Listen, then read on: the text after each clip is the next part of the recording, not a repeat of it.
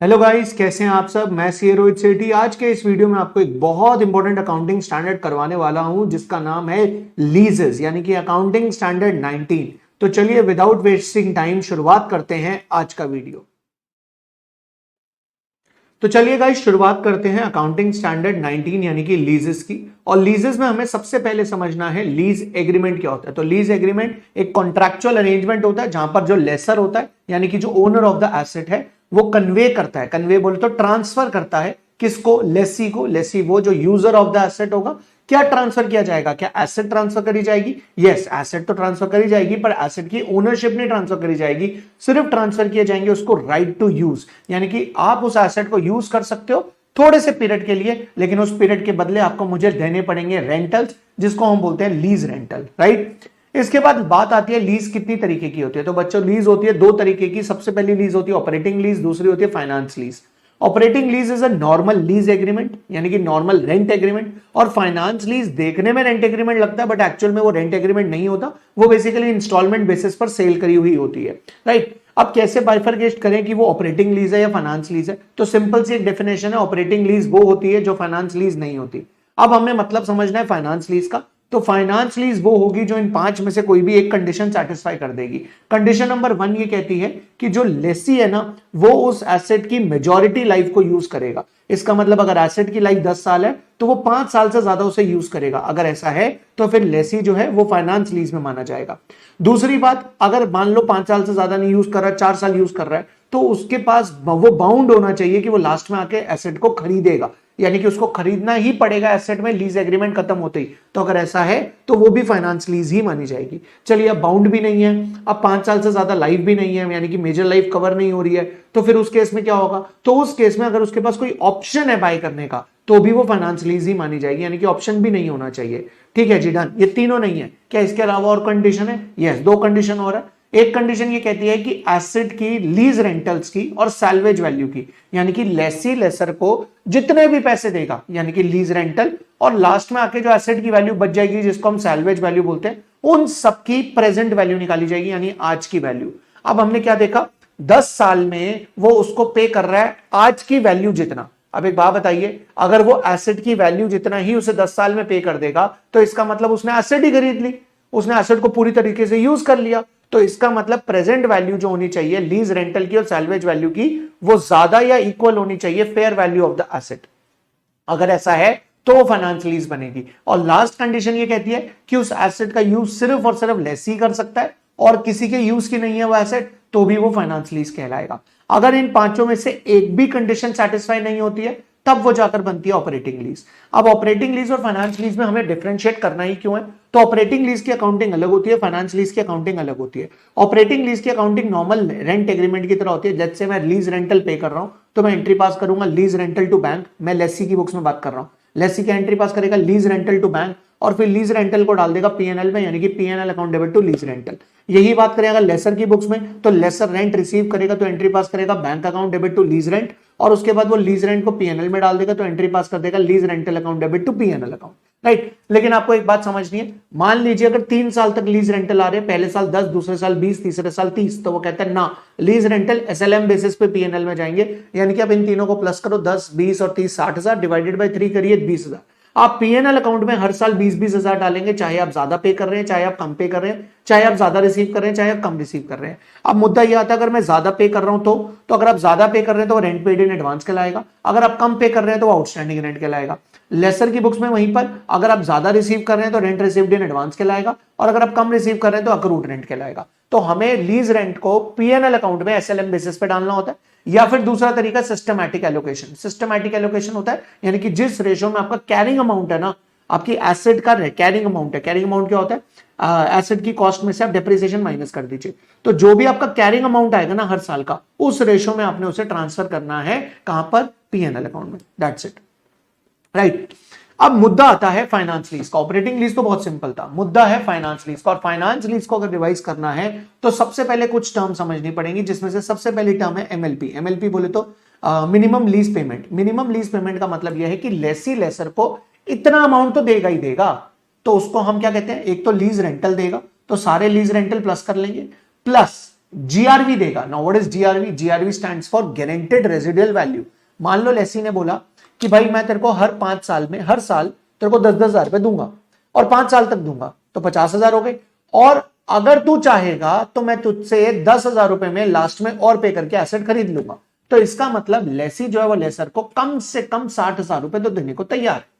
अब meanwhile laser क्या चाहता है? कह रहा है तू 5 साल 10,000 तो देता रहे, उसके बाद 10 नहीं, मैं तुझसे 15 लूंगा। तो यहां पर लेसर की एक्सपेक्टेशन है 15, लेसी की एक्सपेक्टेशन है 10। तो बेटा याद रखना, लेसी की एक्सपेक्टेशन यानी कि जीआरवी और लेसर की एक्सपेक्टेशन जो हो जाएगी वो बन जाएगी आपकी एक्सपेक्टेड सैल्वेज वैल्यू, और दोनों का जो डिफरेंस होगा वो बन जाएगा यूजीआरवी। यानी कि जो 5,000 का डिफरेंस है उसे हम बोलेंगे अनगारंटेड रेजिडुअल वैल्यू, यानी कि ये वो रेजिडुअल वैल्यू है जो लेसर एक्सपेक्ट कर रहा है बट लेसी ने अभी तक इस बात की गारंटी नहीं दी है। इसके बाद आती है GI. GI stands for gross investment. अब ग्रॉस इन्वेस्टमेंट का क्या यहां रोल है?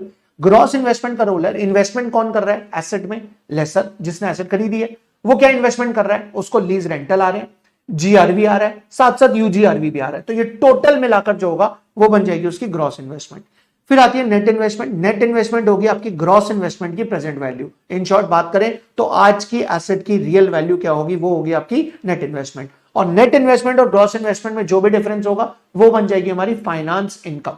फाइनेंस इनकम यानी कि हमारे को कितना पैसा अगर हम आज ही एसेट दे देते तो मिलते 1,00,000 रुपए, हमने किश्तों में एसेट दिया तो हमें मिल रहे हैं 1,40,000 रुपए। तो 40,000 रुपए का जो डिफरेंस है that will be unearned finance income, right. और आईआरआर एक ऐसा रेट होता है जहां पर मेरा जीआई और एनआई दोनों इक्वल हो जाएंगे। इन शॉर्ट मेरे पास अनअर्न्ड फाइनेंस इनकम नहीं होगी, ये रेट बन जाएगा इंप्लिसिट रेट ऑफ रिटर्न या फिर internal rate of return IRR.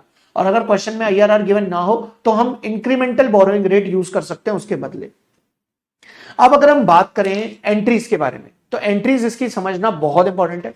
Since it is a finance lease, finance lease का मतलब क्या है कि आप बेसिकली लेसर जो है वो लेसी को एसेट सेल कर रहा है किश्तों में, राइट। अब लेसर की बुक्स में सोचना, सबसे पहले लेसर क्या करेगा? एसेट दे देगा तो एंट्री पास करेगा, लेसी से पैसे लेने हैं टू एसेट, तो lessee account debit to asset. अब पहला लीज रेंटल आएगा तो एंट्री पास करेगा bank account debit to lease rental. अब ये लीज रेंटल को वो पीएनएल में नहीं डालेगा, लीज रेंटल में कोई प्रिंसिपल अमाउंट होगा, वो प्रिंसिपल अमाउंट चला जाएगा लेसी के अकाउंट में, यानी कि lease rental account debit to principal amount. Principal amount कहां जाएगा? लेसी, तो लीज रेंटल टू लेसी। और जो उसके बाद फाइनेंस इनकम है वो फाइनेंस इनकम में जाएगी, यानी एंट्री पास हो जाएगी lease rental debit to lessee to finance income. और फिर ये फाइनेंस इनकम को हम कहां ट्रांसफर कर देंगे? PNL account. इसका मतलब पहले जहां लीज रेंटल पूरा का पूरा पीएनएल में जा रहा था, यहां पूरा पीएनएल में नहीं जाएगा, उसमें से कुछ पार्ट जाएगा लेसी के अकाउंट में और बाकी बचा हुआ पार्ट जाएगा पीएनएल अकाउंट में। अब मुझे पता है आपके मन में डाउट क्या आएगा, वो ये कितना पार्ट जाएगा पीएनएल में और कितना पार्ट जाएगा लेसी में। तो उसके लिए आपको बनाना पड़ेगा statement showing table of apportionment, जिसमें पहला कॉलम होगा आपका ईयर का, दूसरा कॉलम होगा जहां पर आप सबसे पहले लिखेंगे फेयर वैल्यू, उस फेयर वैल्यू के ऊपर आप कैलकुलेट करेंगे इंटरेस्ट, फिर उसको लीज रेंटल में से माइनस करेंगे, आपके पास आ जाएगा कि कितना रिडक्शन हुआ है प्रिंसिपल में, फेयर वैल्यू में से वो प्रिंसिपल माइनस हो जाएगा, आपके पास क्लोजिंग आउटस्टैंडिंग आ जाएगा। और ऐसे ही आप करते रहेंगे जब तक आपके पास पूरे लीज वैल्यू जो लीज की लाइफ है वो कंप्लीट नहीं होती। और ये आप टेबल बना लेंगे तो उसके बाद आपके लिए एंट्री पास करना बहुत आसान हो जाएगा, राइट। वापस आते हैं ऊपर, लेसी की बुक्स में क्या एंट्री होगी? अब लेसी क्या कहेगा? मैंने एसेट ली तो एंट्री पास करेगा asset on lease account debit to lessor, क्योंकि उसने लेसर को पैसा देना। अब लीज रेंटल पे करेगा तो एंट्री पास करेगा लीज रेंटल टू बैंक। अब जो लीज रेंटल उसने पे किया वो पूरा पीएनएल में नहीं ट्रांसफर करेगा, उसमें से जो प्रिंसिपल वाला पार्ट है वो लेसर के अकाउंट में जाएगा, यानी कि एंट्री पास हो जाएगी लेसर अकाउंट डेबिट। जो उसकी फाइनेंस कॉस्ट है वो फाइनेंस कॉस्ट में जाएगी, इंटरेस्ट वाला पार्ट, तो lessor account debit finance cost account debit to lease rental account, right. अब मेरी बात ध्यान से सुनना, क्योंकि एसेट ये यूज कर रहा है और एसेट इसके पास पड़ी है तो डेप्रिसिएशन भी यही चार्ज करेगा, यानी एंट्री पास हो जाएगी depreciation to asset on lease. और अब ये जो डेप्रिसिएशन है और जो फाइनेंस कॉस्ट है इन दोनों को ये कहां ट्रांसफर कर देगा? अपने पीएनएल अकाउंट में, राइट। चलिए अब हम आते हैं मैन्युफैक्चरर और डीलर के केस में क्या होता है। मैन्युफैक्चरर और डीलर के केस में क्या होता है, मेरे लिए आपको पॉइंट समझना है। सबसे पहले लेट्स से मैं एक डीलर हूं और मैं क्या करता हूं, मैं कैश में भी एसेट बेचता हूं। अब जब मैं कैश में एसेट बेचता हूं तो मैं 100 रुपए की बेचता हूं, लेकिन एक बंदा आया वो मेरे को क्या कहता है कि सर आप मुझे ना किश्तों में एसेट दे दो। मैंने कहा देख भाई किश्तों में दूंगा तो 120 में दूंगा। अच्छा जी सर आपको कितने की पड़ रही है? 90 रुपए की। बेटा मेरी बात ध्यान से सुनो, मुझे वो एसेट पड़ रही है 90 की, कैश में लेगा तो 100 में ले जा और अगर किश्तों में लेगा तो 120 में ले जा। एक बात बताओ, 10 रुपए तो मेरा नॉर्मल प्रॉफिट है ना, यानी कि अगर मुझसे वो कैश में भी ले जाता तो भी मैं उससे 100 रुपए लेता ना, तो जो 10 रुपए का मेरा नॉर्मल प्रॉफिट है, यानी कि 90 रुपए की मेरी कॉस्ट और 100 रुपए का मेरा नॉर्मल सेलिंग प्राइस, उन दोनों का जो डिफरेंस है वो प्रॉफिट तो मैं इमीडिएटली रिकॉग्नाइज कर लूंगा। और जो वो 20 रुपए का प्रॉफिट एक्स्ट्रा होएगा मुझे, वो प्रॉफिट मुझे आज नहीं होएगा, वो मेरी अनअर्न्ड फाइनेंस इनकम बन जाएगी, जिसे मैं धीरे धीरे करके पीएनएल में ट्रांसफर करूंगा। राइट, तो ये नॉर्मल प्रॉफिट और फाइनेंस इनकम निकालने का फॉर्मूला हो गया।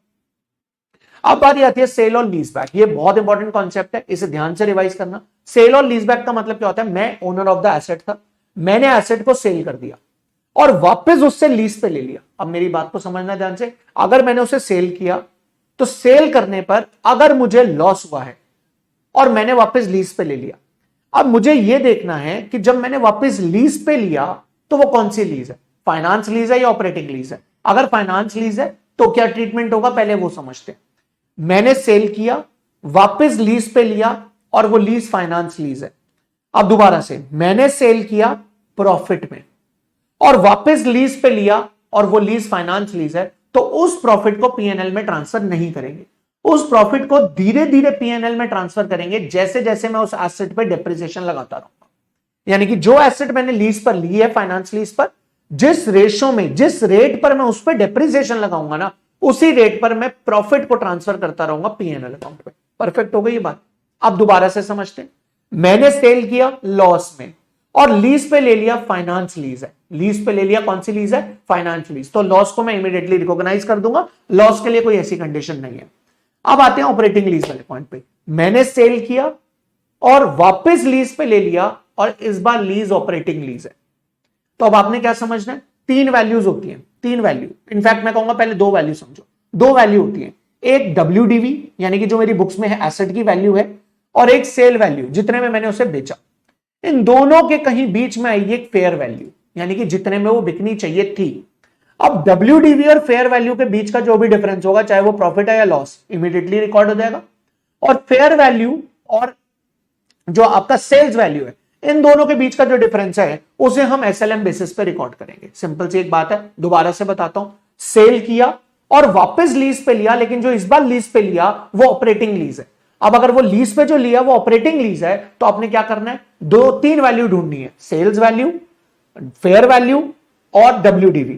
अब आपने क्या समझना है, WDV और फेयर वैल्यू का डिफरेंस आज रिकॉर्ड कर देंगे और सेल्स और फेयर वैल्यू का डिफरेंस एमोटाइज कर देंगे इस SLM बेसिस पे फ्यूचर में, लीज पीरियड पे। राइट, इसके अलावा कुछ और कॉन्सेप्ट्स हैं जो आपको समझने हैं। सबसे पहला initial direct cost. Now what is initial direct cost? भाई एग्रीमेंट बनाएंगे तो एग्रीमेंट बनाने में स्टैंप पेपर की कॉस्ट लगेगी, स्टैंप ड्यूटी लगेगी, वो कौन पे करेगा? तो देखो, जहां पर बात हम नहीं कह रहे कि कौन पे करेगा, हम कह रहे हैं जो पे करेगा वही रिकॉर्ड करेगा और जिसने बियर करना है वही रिकॉर्ड करेगा। और अगर ये कॉस्ट थोड़ी हैवी है तो उसे अमोटाइज कर देंगे, और अगर ये कॉस्ट बहुत छोटी सी है तो डायरेक्टली पीएनएल में राइट ऑफ कर देंगे। इसका बाकी किसी कॉन्सेप्ट से कोई लेना देना नहीं है। दूसरा, एनुअल रिपेयर एक्सपेंस। अब एनुअल रिपेयर एक्सपेंस तो वही करेगा ना जो एसेट को यूज कर रहा है, तो उसने खर्चा किया तो वो अपने पीएनएल में डाल देगा, इसे हम आगे नहीं लेके जाएंगे, इसे हम डेफर नहीं करेंगे। लास्ट, कुछ एसेट्स ऐसी हैं जो इसके स्कोप से बाहर है। पहला, लैंड का lease, mineral oils, ores, natural gases, motion picture, theatres and shows, वो इसके दायरे में नहीं आते। यहां पर जो मैंने बात लिखी है, फेयर वैल्यू अगर सेल्स प्राइस से ज्यादा है तो जो भी प्रॉफिट और लॉस होगा वो इमीडिएटली रिकॉग्नाइज हो जाएगा। अज्यूम करेंगे कि लॉस जो है वो फ्यूचर लीज पेमेंट में कंपनसेट नहीं होने वाला है।